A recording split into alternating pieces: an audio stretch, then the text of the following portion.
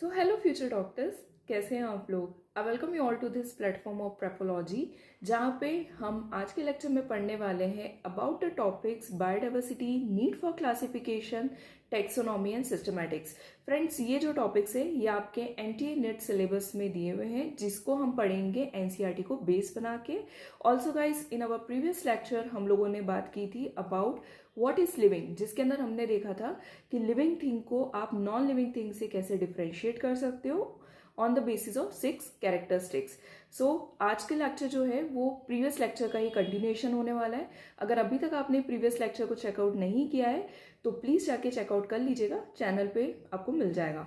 ठीक है, तो आज का लेक्चर हम शुरू करते हैं without wasting your further valuable time. Okay, so guys, हमारा पहला टॉपिक है बायोडाइवर्सिटी। बायोडाइवर्सिटी की बात करते हैं तो यहाँ पे बात होती है दो वर्ड्स की, बायो एंड डाइवर्सिटी। बायो का मतलब होता है आपके सभी लिविंग ऑर्गेनिजम्स। बायो का मतलब क्या होता है? सभी लिविंग ऑर्गेनिजम्स। बायोलॉजी में आपने देखा होगा, आप किसके बारे में पढ़ते हो? सभी लिविंग ऑर्गेनिजम्स के, जिसके अंदर क्या क्या आता है? आपका प्लांट्स आता है, एनिमल्स आता है, माइक्रो ऑर्गेनिजम्स आते हैं। वहीं पे जब हम बात करते हैं सेकेंड वर्ड के बारे में, जो कि है डाइवर्सिटी। सेकेंड वर्ड क्या है आपका? डाइवर्सिटी। फ्रेंड्स, डाइवर्सिटी का मतलब होता है वेराइटी। क्या होता है? वेराइटी। ठीक है, तो जहां पे वेराइटी ऑफ लिविंग ऑर्गेनिजम्स होते हैं वहां पे क्या होती है? बायोडाइवर्सिटी।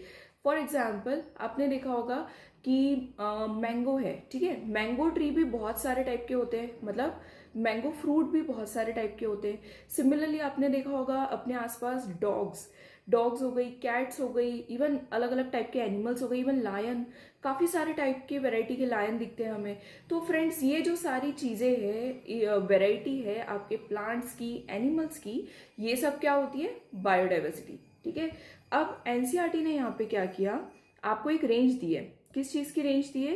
कि बायोडाइवर्सिटी की जो स्पीशीज होती है, मतलब बेसिकली आपके एनिमल्स और प्लांट्स और लिविंग ऑर्गेनिजम्स की जो स्पीशीज होती है, उसका एक आपको रफ नंबर दिया हुआ है, 1.7 to 1.8 मिलियन। कितनी स्पीशीज अभी तक पता लगाई जा चुकी है और डिस्क्राइब की जा चुकी है? तो 1.7 to 1.8 मिलियन। क्लियर हो गई बात? ओके, सो फ्रेंड्स, अब एक बात पे आप ध्यान दीजिएगा। आपने देखा होगा कि लोकल प्लेसेस पे कई सारे प्लांट्स एनिमल्स को लोकली नाम दिया जाता है। ठीक है, अब कोई एक पर्टिकुलर रीजन है जहाँ पे किसी प्लांट को कुछ बोला जाता है, एनिमल को कुछ बोला जाता है। कोई एक दूसरा रीजन है, वहां पे उस एनिमल को कुछ और बोला जाता है।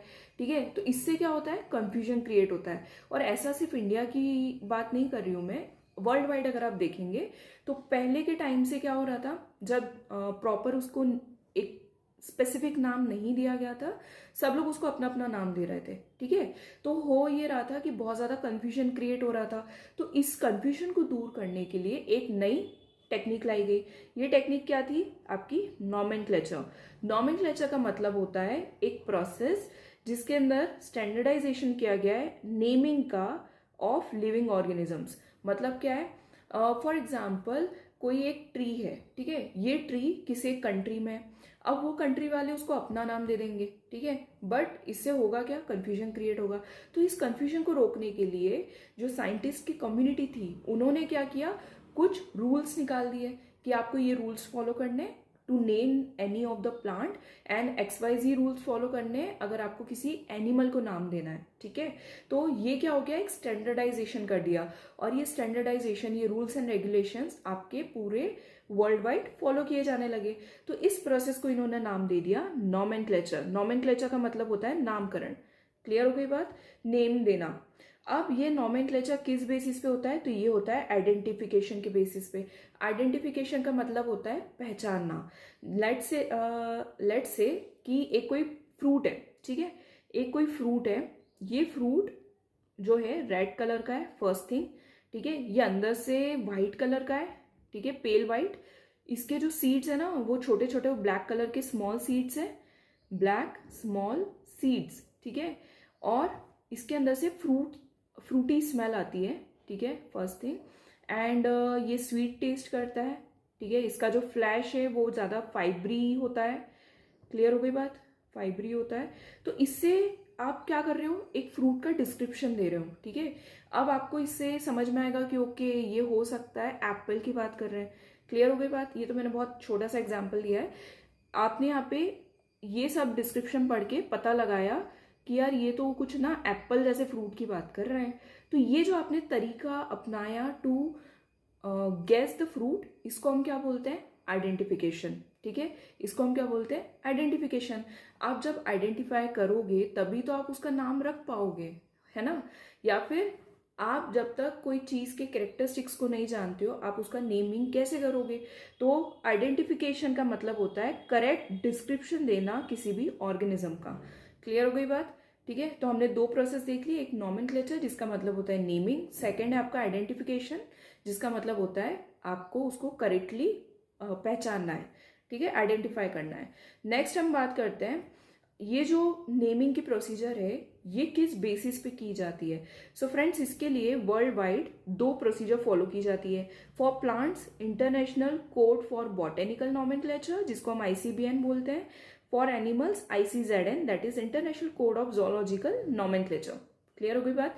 ये बहुत इंपॉर्टेंट है, do remember this full forms. ठीक है, क्योंकि आपको एग्जाम में डायरेक्टली पूछे जा सकते हैं।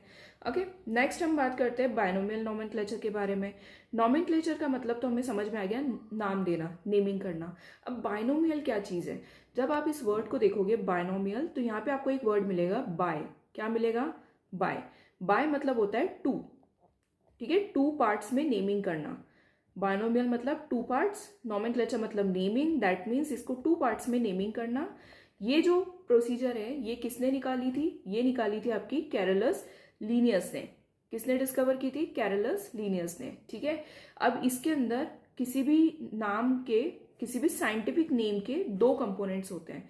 पहला कंपोनेंट है आपका जेनरिक नेम, दूसरा है आपका स्पेसिफिक एपिथेट। ये जो जेनरिक नेम है, स्पेसिफिक एपिथेट, ये दोनों चीजें क्या है, जीनस क्या होता है, स्पीशीज क्या होती है, ये आप आने वाले लेक्चर में समझोगे जहां पे हम इनको और डिटेल में देखेंगे। अभी आपको ये चीज याद रखनी है कि एक होता है जेनरिक नेम, एक होता है स्पेसिफिक एपिथेट। क्लियर हो गई बात? ये जो नॉमेनक्लेचर की प्रोसीजर है किसने दी? कैरोलस लीनियस, जो कि कौन थे? एक साइंटिस्ट।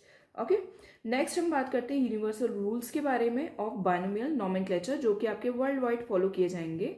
ये रूल्स क्या है? ये आपके लिए बहुत बहुत इंपॉर्टेंट है, क्योंकि इसके बेसिस पे आपको आपके एग्जाम में क्वेश्चन देखने मिल सकता है।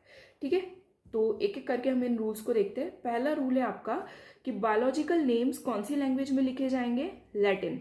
ठीक है, इसको लैटिन में क्यों लिखते हैं? तो इसका बहुत सिंपल सा रीजन है कि ये जो साइंटिस्ट थे ये सब यूरोप तरफ के थे उस टाइम पे। ये वहाँ पे सबसे ज़्यादा जो लैंग्वेज यूज़ की जाती थी वो कौन सी थी? लैटिन। क्लियर हो गई बात? तो हमने एक चीज़ देख ली कि बायोलॉजिकल नेम जो है वो किस में लिखे जाएंगे? वो लिखे जाएंगे आपके लैटिन लैंग्वेज में। ठीक है, दूसरी बात, इनको लिखा किस में जाएगा? तो इनको लिखा जाएगा इटैलिक्स में। ठीक है, जैसे आपने देखा होगा ना कंप्यूटर में जब भी हम कोई चीज़ टाइप करते हैं तो ऊपर एक ऑप्शन होता है इटैलिक्स का। तो जब आप उस पर क्लिक करोगे तो आप देखोगे सारे वर्ड्स आपके स्लैंट में आ जाते हैं। ठीक है, तो ये भी सेम प्रोसीजर है। जब भी आप उसको लिखोगे इटैलिक्स में लिखोगे, आई मीन यहाँ पे लिखने से मतलब है टाइप करोगे। क्लियर? ओके, नेक्स्ट, लैटिनाइज्ड और derive from Latin irrespective of their origin. कहीं से भी हो, लेट से कोई ट्री इंडिया में डिस्कवर हुआ है, ठीक है, तब भी अगर आप उसको बायनोमियल नॉमेनक्लेचर में उसकी नेमिंग कर रहे हैं तो आपको लैंग्वेज कौन सी यूज करनी है? लैटिन। क्लियर हो गई बात? यही रूल है। थर्ड है आपका कि जो पहला वर्ड होगा बायोलॉजिकल नेम का, ठीक है, वो रिप्रेजेंट करेगा जीनस को, और जो सेकंड वर्ड होगा वो रिप्रेजेंट करेगा आपके स्पेसिफिक एपिथेट को। ठीक है, मैंने पहले ही बताया था बायोलॉजिकल नेमिंग का पहला वर्ड क्या होता है? जीनस, दूसरा क्या होता है? Specific epithet. ओके, नेक्स्ट बात करते हैं, both the words in biological name are when hand written are separately underlined और printed in italics to indicate their Latin origin. इन्होंने बोला है कि अगर आप इस चीज़ को हाथ से लिख रहे हैं, ठीक है, नेमिंग को आप हाथ से लिख रहे हैं, तो आप क्या करोगे? दोनों वर्ड्स को अलग अलग लिखोगे और अंडरलाइन करोगे। और अगर आप उस चीज़ को टाइप कर रहे हैं या प्रिंट कर रहे हैं, इन दैट केस आपको क्या करना है? उसको इटैलिक्स में लिखना है। ठीक है, क्लियर हो गई बात? उनको किस में लिखना है? इटैलिक्स में। नेक्स्ट आता है the first word denoting the genus start with capital letter.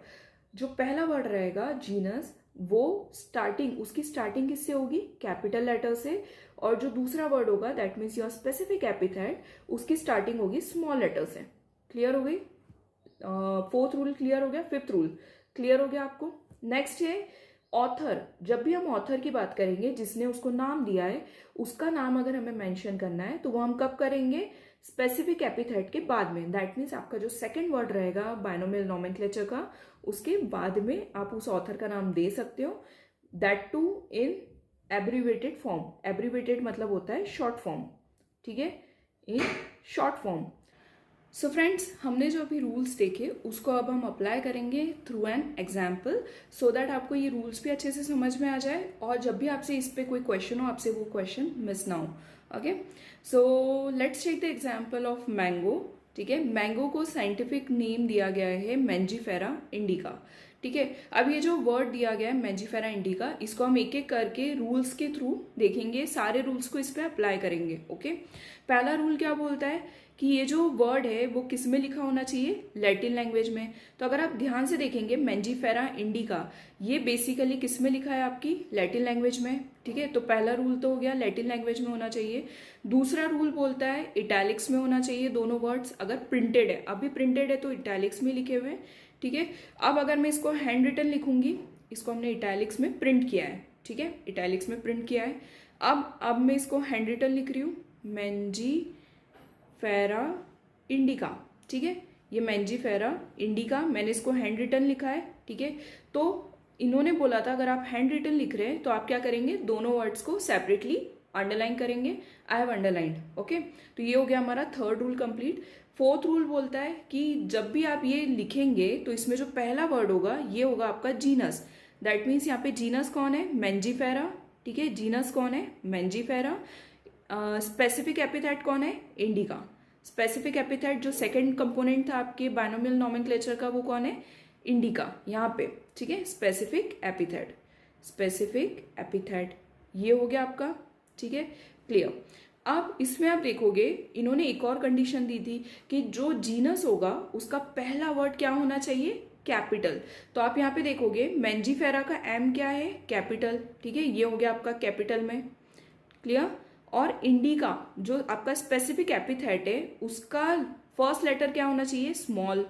ठीक है, तो ये हो गया आपका स्मॉल लेटर। क्लियर हो गई बात? दैट मीन्स हमारे सारे रूल यहाँ पे क्या हो रहे हैं? स्पेसिफाई हो रहे हैं। ठीक है, नेक्स्ट हम बात करेंगे, इन्होंने बोला था इसका जो ऑथर होना चाहिए उसका नाम आप लिखेंगे शॉर्ट फॉर्म में, वो भी किसके बाद में? Second component, that is specific epithet के बाद में। तो अब आप देखोगे ये जो मैंजीफेरा इंडिका है, इसके बाद इसके जो ऑथर है वो है कैरोलस लिनियस। ठीक है, तो मैंने उनका नेम यहाँ पे शॉर्ट फॉर्म में कर दिया एंड आफ्टर स्पेसिफिक एपिथेट, और उसको भी मैंने क्या कर दिया? अंडरलाइन। ठीक है, तो ये हो गया आपका पूरा का पूरा बाइनोमियल नोमेनक्लेचर, जिसके हमने सारे रूल्स देख लिए कि कैसे उन रूल्स को हम यूज करते हैं। एंड गाइज, ये जो चीज है ना, ये आप लोगों के लिए एग्जाम पॉइंट ऑफ व्यू से वेरी वेरी इंपॉर्टेंट, क्योंकि आप देखोगे आपसे इन रूल्स को पूछा जा सकता है, आइदर आपसे कोई एग्जाम्पल देके पूछा जा सकता है कि इनमें से कौन सा according to the rules of binomial nomenclature लिखा हुआ है। क्लियर हो गई बात? तो ये चीज हमें समझ में आ गई। अब हम आते हैं अपने अगले टॉपिक पे, जो कि है need for classification. So friends, need for classifications की अगर हम बात करें कि क्यों क्लासिफाई करने की जरूरत पड़ी, तो ये बहुत सिंपल सी चीज है। हमने क्लासिफाई क्यों किया? ताकि हम उसको इजीली ऑब्जर्व कर पाए, इजीली समझ पाए। ठीक है, बेसिकली क्लासिफिकेशन का मतलब होता है,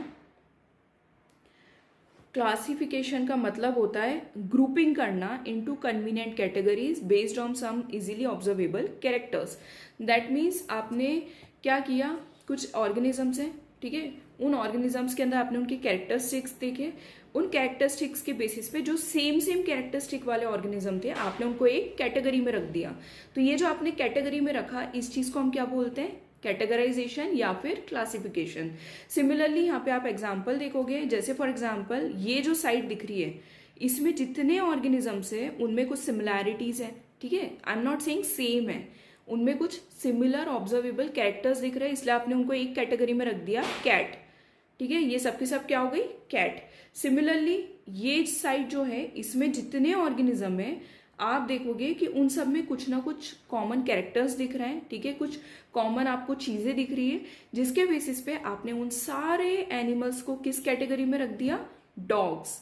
किस कैटेगरी में रख दिया, डॉग्स। क्लियर हो गई बात। तो बेसिकली आपने क्या किया, ऑब्जर्वेबल कैरेक्टर्स के बेसिस पे एनिमल्स को, ऑर्गेनिजम्स को क्लासिफाई करके आपने कैटेगराइज कर दिया। तो इस प्रोसेस को हम बोलते हैं क्लासिफिकेशन। और इसकी ज़रूरत क्यों पड़ती है, ताकि हम इजीली उनको स्टडी कर पाए, हम इजीली उनको याद रख पाए, ठीक है। तो ये हमारे कन्वीनियंस के लिए हमने किया है। ओके, नेक्स्ट आते हैं हम बात करते हैं अपने टॉपिक पे, that is taxonomy and systematics. So friends, taxonomy and systematics ये जो वर्ड है, ये बेसिकली आपके क्लासिफिकेशन का जो पार्ट है उसका एक बहुत इंपॉर्टेंट पार्ट है। कैसे समझते हैं, जब हम किसी भी चीज़ को कैटेगरीज में क्लासिफाई करते हैं तो उन कैटेगरीज को एक टर्म दे दी गई है। क्या है वो टर्म, टेक्सा। क्या है वो term, taxa. For example wheat है, ठीक है, फॉर एग्जाम्पल वीट का पौधा है, ठीक है। ये जो वीट का पौधा है, आपने देखा होगा वीट की भी बहुत सारी वेराइटीज आती है, ठीक है। तो हमने यहाँ पे ले लिए 2 एग्जाम्पल की, ठीक है, 2 वेराइटीज है। ओके, ये वीट है, वीट की 2 वेराइटीज है। वीट किस में आता है, प्लांट में आता है, ठीक है। तो ये हमने इसके 3 पार्ट्स बना दिए कि प्लांट के अंदर भी हम कौन से पौधे की बात कर रहे हैं, वीट की। वीट के अंदर भी हम कौन से पौधे की बात कर रहे हैं, वीट की XYZ वैरायटी की, ठीक है। तो अब आप देखोगे कि ये जो प्लांट है, ये पूरा का पूरा, मतलब जो प्लांट आपका पूरा किंगडम है, पूरी कैटेगरी है, इसको भी हमने क्या वर्ड दे दिया, ये भी क्या है, टेक्सा है। वहीं पे वीट जो एक पूरी की पूरी कैटेगरी है, उसको भी हमने क्या बोल दिया, ये भी क्या है, टेक्सा है। और वीट के अंदर की जो स्पीशीज है, उनको भी हमने क्या बोल दिया, ये भी अलग अलग क्या है, कैटेगरी है। दैट मीन्स ये भी क्या है, एक टाइप का टेक्सा है, ठीक है। So taxa is nothing, it's just categories को दूसरी तरीके में बोलना कि भाई ये कैटेगरी ना बोलते हुए इसको हम क्या बोल रहे हैं, टेक्सा। क्लियर हो गई बात। ओके, सो अब आपको समझ में आ गया प्लांट्स के एग्जाम्पल से। एनिमल्स में भी सेम ही होता है कि एनिमल है, एनिमल के अंदर let's take the example of dog. Dog के अंदर भी अलग अलग स्पीशीज, तो एनिमल भी क्या हो गया, टेक्सा, डॉग भी क्या हो गया, टेक्सा, और उसकी स्पीशीज भी क्या हो गई, अलग अलग टेक्सा। क्लियर। ओके, अब आते हैं हम टेक्सोनॉमी टर्म पे। टेक्सोनॉमी मतलब क्या होता है, टेक्सोनॉमी का मतलब होता है कैरेक्टरिस्टिक्स के बेसिस पे लिविंग ऑर्गेनिजम्स को क्लासिफाई करना अलग अलग टेक्सा में। मतलब सिमिलर, जैसे अभी हमने क्लासिफिकेशन की डेफिनेशन देखी थी कि ऑब्जर्वेबल कैरेक्टरिस्टिक्स के बेसिस पे किसी भी ऑर्गेनिज्म को किसी पर्टिकुलर कैटेगरी में रखना क्या कहलाता है, क्लासिफिकेशन। तो वैसे यहाँ पे अलग अलग टेक्सा में रखना क्या कहलाएगा, टेक्सोनॉमी, ठीक है। तो ये हो गई आपकी साइंटिफिक टर्म टेक्सोनॉमी, जिसका मतलब सिंपल सा है कि आप कैरेक्टरिस्टिक्स देखो और उसके बेसिस पे आप किसी भी ऑर्गेनिज्म को कैटेगरी में रखोगे, और वो जो कैटेगरी आप बना रहे हो उसको आप कैटेगरी नहीं बोलोगे, उसको आप क्या बोलोगे, टेक्सा। क्लियर हो गई। ओके, अब ये जो टेक्सोनॉमी हम करते हैं, ये जो हम क्लासिफिकेशन करते हैं, ये हम किस कैरेक्टरिस्टिक्स के बेसिस पे करते हैं, या इसकी स्टडी का बेसिस क्या होता है, ठीक है। तो इसकी स्टडी के कुछ बेसिस आपको एनसीईआरटी ने दिए हुए हैं, which are very very important. यहाँ से क्वेश्चन बन सकता है, कैसे समझते हैं। पहला क्या है, external and internal structure. That means suppose आपको कोई ऑर्गेनिज्म है, let's take the example of a parrot, ठीक है। एक पैरेट है, पैरेट को आप देखोगे उसके आउटर कैरेक्टरिस्टिक्स, उसके इनर कैरेक्टरिस्टिक्स, ठीक है, आप उसको देखोगे। फिर आप उसके स्ट्रक्चर ऑफ सेल को देखोगे, ठीक है। फिर आप उसके डेवलपमेंट प्रोसेस को देखोगे, आप उसके इकोलॉजिकल इंफॉर्मेशन को देखोगे। दैट मीन्स आपने क्या देखा, सबसे पहला आपने देखा पैरेट का एक्सटर्नल स्ट्रक्चर कि ठीक है, पैरेट के पास विंग्स है, पैरेट के पास नीचे उसके क्लॉज है, पैरेट के पास बीक है। तो ये आपने क्या देखा, उसके एक्सटर्नल स्ट्रक्चर। अब आप देखोगे उसका इंटरनल स्ट्रक्चर, तो इंटरनल आप देखोगे उसकी बोन्स हॉलो है, ठीक है, और उसकी बॉडी जो है ना, वो उसके अंदर के सिस्टम्स अलग अलग है। तो ये जो सिस्टम्स है किससे रिलेट कर रहे हैं, आपके बर्ड से, ठीक है। कौन सी कैटेगरी, कौन से टेक्सा से रिलेट कर रहे हैं, बर्ड से। तो ये आपने एक कैटेगराइजेशन किया। दूसरा आपने देखा स्ट्रक्चर ऑफ सेल, तो उसके अंदर आपने देखा कि उसके अंदर भी किस टाइप के सेल्स हैं, सभी यूकैरियोटिक सेल्स हैं, ठीक है। तो ये आपने देख लिया। डेवलपमेंट प्रोसेस देख ली कि भाई वो जो पैरेट है वो जब छोटा रहता है तो उसके कैसे क्या फीचर्स होते हैं, फिर जब वो उसकी लाइफ साइकिल बढ़ती है तो उसके अंदर क्या चेंजेस आते हैं। तो ये आपने ये आपने नोटिस किया। फिर आपने देखा उसका इकोलॉजिकल इन्फॉर्मेशन कि वो जो पर्टिकुलर ऑर्गेनिज्म है वो कहाँ पाया जाता है। तो आपने देखा कि वो एरियल एनवायरनमेंट में ज़्यादा देखने मिलता है, ठीक है। तो इस तरीके से आपने उस बर्ड को क्या कर लिया, क्लासीफाई करा इनटू डिफरेंट टेक्सास एंड उसका आपने एक प्रॉपर टेक्सोनॉमिक स्टडी कर ली। तो ये जो आपने बेसिस यहाँ पे दिए हुए, आपको इन बेसिस को यूज करके क्या करना है, आपकी टेक्सोनॉमी स्टडी, ठीक है।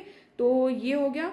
अब आते हैं हम अपने अगले पॉइंट पे कि processes that are basic to taxonomy. आप टेक्सोनॉमी में कौन सी स्टेप्स को फॉलो करते हो, तो वो यहाँ दी हुई है, बहुत इंपॉर्टेंट है। इस पे क्वेश्चंस आ भी चुके हैं पहले, ठीक है। So it's like very very important. इसमें आपको ये जो चारों स्टेप्स है इनको लाइन से याद रखना है। क्या है, characterization, identification, classification and nomenclature, ठीक है। ये चारों स्टेप्स एक के बाद एक फॉलो की जाती है, आगे पीछे फॉलो नहीं की जाती। फॉर एग्जाम्पल आपके सामने ये एक पिक्चर है जिसके अंदर एक ऑर्गेनिज्म है। चलो अपन इस पे चारों प्रोसेस लगाते हैं, ठीक है। फर्स्ट थिंग क्या करना है हमें, कैरेक्टराइजेशन, दैट मीन्स हमने उसके कैरेक्टर्स को पता लगाना है। तो सबसे पहले हमें क्या दिख रहा है कि इसके पास क्या है, पेयर ऑफ विंग्स है, ठीक है। इसके पास क्या है, पेयर ऑफ विंग्स है। और इसकी जो आईज है वो कैसी है, कंपाउंड आईज है। इसके जो लेग्स है वो कैसे है, जॉइंटेड है, ठीक है। इसकी जो बॉडी है वो कैसी, सेगमेंटेड है, ठीक है। इसका जो माउथ स्ट्रक्चर है वो कैसा है, इसके अंदर पाइप लाइक स्ट्रक्चर है। तो इससे हमें क्या समझ में आया कि ये सब इसके जो कैरेक्टरिस्टिक्स है, इससे हमने इसको पता लगाया। ये तो हमने पहली स्टेप कर ली, इसके कैरेक्टरिस्टिक्स देख लिए। अब हम चलते हैं अपनी दूसरी स्टेप पे, आइडेंटिफाई करने की। हमने इसके कैरेक्टरिस्टिक्स को देख के क्या पता लगाया कि ये जो है ना, ये इंसेक्ट है, कोई तो इंसेक्ट है। क्या ये, कोई तो इंसेक्ट है, ठीक है, क्योंकि इंसेक्ट के अंदर ये सारे कैरेक्टरिस्टिक्स पाए जाते हैं। अब हमने पता लगा लिया इंसेक्ट के बेसिस पे कि हाँ ठीक है ये कोई तो इंसेक्ट है। अब हम आते हैं क्लासिफिकेशन पे कि भाई इंसेक्ट में भी कौन सा इंसेक्ट है, क्योंकि इंसेक्ट में भी बहुत सारे इंसेक्ट्स होते हैं। आप जब पढ़ोगे एनिमल किंगडम तो उसमें आप देखोगे कि इंसेक्ट आर्थ्रोपोडा जो होते हैं, आर्थ्रोपोडा किंगडम में भी काफी सारे आपको वो देखने मिलेंगे। आर्थ्रोपोडा फाइलम में, नॉट किंगडम, आर्थ्रोपोडा फाइलम में आपको बहुत सारे डिफरेंट टाइप ऑफ इंसेक्ट्स देखने मिलेंगे। तो सिमिलरली यहाँ पे अगर हम बात करें तो इंसेक्ट में स्पाइडर है क्या ये, ठीक है, क्या ये प्रॉन है, ओके, क्या ये सेंटीपेड है, सेंटीपेड, क्या ये कॉकरोच है, ठीक है, या क्या ये कोई फ्लाई है, ठीक है। तो हमने देखा कि यार इसके जो कैरेक्टरिस्टिक्स है ना, those are more likely to fly, ठीक है। तो हमने क्या किया, इसको क्लासीफाई कर दिया इनटू कैटेगरी कि ये इंसेक्टा में भी कौन से टेक्सा को बिलोंग करता है, आपके फ्लाई टाइप के, ओके। अब इसमें हम देखेंगे इसका नेमिंग कैसे करेंगे, ठीक है। तो हमने देखा कि ये जो इंसेक्ट है ये बेसिकली है एक फ्लाई, एक मक्खी जो कि घरों में पाई जाती है, ठीक है। तो हमने इसको नाम दे दिया एम कैपिटल मस्का डोमेस्टिका। 2 वर्ड्स में नाम देना है, मस्का डोमेस्टिका। डोमेस्टिका मतलब घर में पाई जाने वाली। तो ये हमने नाम दे दिया और ये हमने अंडरलाइन कर दिया। सो बेसिकली ये एक हाउस फ्लाई है जिसका साइंटिफिक नेम होता है मस्का डोमेस्टिका। अब आपने देखा कि आपने कौन कौन सी 4 प्रोसीजर फॉलो की। पहला था आपका कैरेक्टराइजेशन, दूसरा था आइडेंटिफिकेशन, तीसरा था आपका क्लासिफिकेशन, फोर्थ था आपका नॉमेनक्लेचर।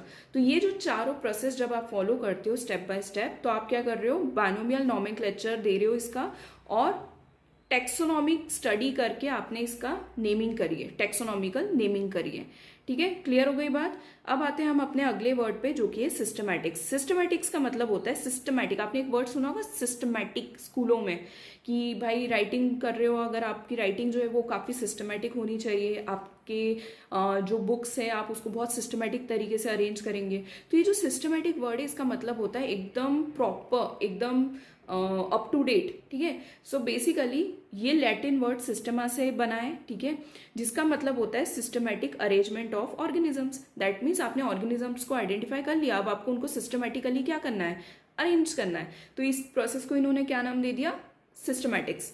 क्लियर। अब ये जो सिस्टमैटिक्स है ये लीनियस ने, कैरोलस लीनियस जो साइंटिस्ट थे, उन्होंने कहाँ यूज किया था, अपनी बुक सिस्टेमा नेचुरे में, ठीक है। ये हो गया आपका एक फैक्ट, एनसीईआरटी में दिया हुआ था, ओके। अब ये जो सिस्टमैटिक है इसके अंदर आप किस चीज को और काउंट करते हो जब आप सिस्टमेटिक स्टडी करते हो किसी चीज़ की, तो इसके अंदर आप काउंट करते हो evolutionary relationship between the organisms. इसका मतलब क्या होता है कि कोई भी ऑर्गेनिज्म है वो कैसे इवॉल्व हुआ है, ठीक है, उसके एंसेस्टर्स कौन थे, इस बेसिस को भी आप इसमें काउंट करते हो अपार्ट फ्रॉम ये जो टेक्सोनॉमिकल स्टडी के बेसिस थे। इसके अंदर एक और बेसिस जुड़ जाएगा, इवोल्यूशनरी स्टडी। क्या जुड़ जाएगा? इवोल्यूशनरी स्टडी, ठीक है। जब आप इस चीज को ले लोगे इसके इन सभी बेसिस के साथ, तो वो क्या कहलाएगा? सिस्टमैटिक्स। सिस्टमैटिक्स। टेक्सोनॉमी में अकेले इतनी चीजें आती है यहां से लेकर यहाँ तक, और सिस्टमैटिक्स में इसको इवोल्यूशनरी स्टडी को जब हम इसके साथ करते हैं तो हम उसको बोलते हैं सिस्टमैटिक्स। क्लियर हो गई बात? ओके, अब ये तो हो गया गाइस, हमने आज के सारे टॉपिक्स जितने मैंने आपको बताए थे, biodiversity, need for classification, taxonomy and systematics, इतने टॉपिक हमने आज कवर कर लिए। अब आने वाले लेक्चर्स में हम फर्दर टॉपिक्स कवर करेंगे, ठीक है। एंड जब हमारा एक पूरा फर्स्ट चैप्टर जो आपके एनसीईआरटी का है, that is the living world, वो कंप्लीट हो जाएगा, तो उसके बाद हम क्वेश्चन सॉल्व करेंगे जितना अभी तक हमने टॉपिक्स पढ़े उनके, सो दैट आपको चीज़ें, आपको आपके कंसेप्ट्स अच्छे से क्लियर हो जाए, आप उनको अच्छे से अप्लाई कर पाओ, साथ ही आपकी प्रैक्टिस भी हो जाए और आपका एक रिवीजन भी हो जाए। So with this I hope आपको आज का लेक्चर समझ में आया होगा, आपके लिए काफ़ी यूजफुल रहेगा। एंड मिलते हैं हम अपने अगले लेक्चर में। Till then take care and have a good day.